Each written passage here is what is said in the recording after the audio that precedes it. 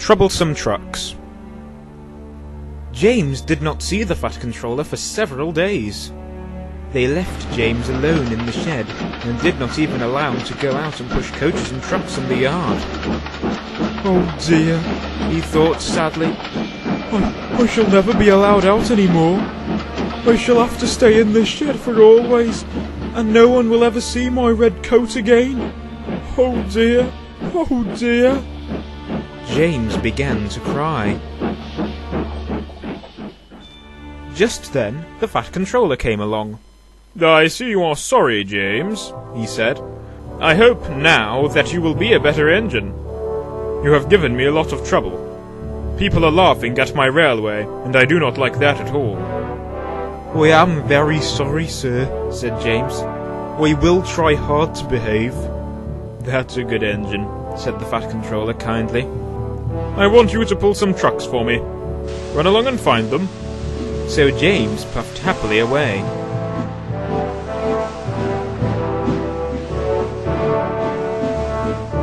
"Here are your trucks, James," said a little tank engine. "Have you got some boat laces ready?" And he ran off, laughing rudely. "Ow, ow, ow," said the trucks, as James backed down onto them. "We want a proper engine, not a red monster." James took no notice, and started as soon as the guard was ready. Come along, he puffed. We won't, screamed the trucks. But James didn't care, and he pulled the screeching trucks sternly out of the yard.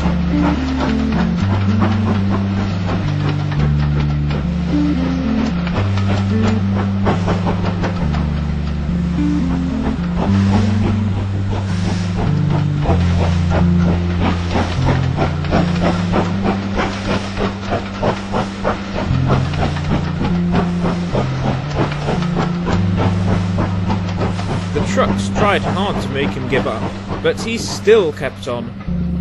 Sometimes their brakes would slip on, and sometimes their axles would run hot. Each time they would have to stop and put the trouble right, and each time James would start again, determined not to let the trucks beat him. Give up, you can't pull us, you can't, called the trucks. I can and I will, puffed James. And slowly but surely he pulled them along the line. At last they saw Gordon's Hill ahead. Look out for trouble, James, warned his driver. We'll go fast and get them up before they know it. Don't let them stop you. So James went faster, and they were soon halfway up the hill. I'm doing it, he panted, but it was hard work. Will the top never come? He thought, when, with a sudden jerk, it all came easier. I've done it, he puffed triumphantly. Hurrah, he thought, it's easy now. But his driver shut off steam. We've done it again, he said. We've left our tail behind. The last 10 trucks were running backwards down the hill.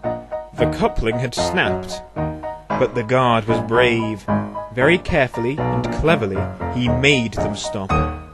Then he got out and walked down the line with his red flag. That's why it was easy, said James as he backed the other trucks carefully down. What silly things trucks are. There might have been an accident. Meanwhile, the guard had stopped Edward, who was pulling 3 coaches. Shall I help you, James? Called Edward. No, thank you, answered James. I'll pull them myself. Good. Don't let them beat you. So James got ready. Then, with a beep, beep, he was off. I can do it, he puffed. He pulled and puffed as hard as he could.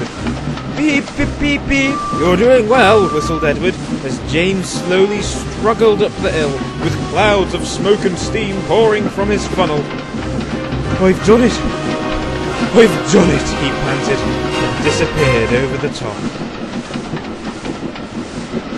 They reached their station safely.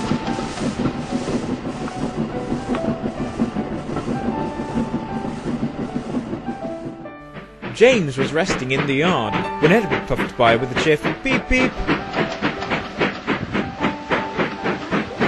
Then, walking towards him across the rails, James saw the Fat Controller.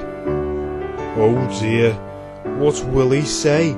he asked himself sadly. But the Fat Controller was smiling. "I was in Edward's trade and saw everything," he said. "You've made the most troublesome trucks on the line behave. After that, you deserve to keep your red coat."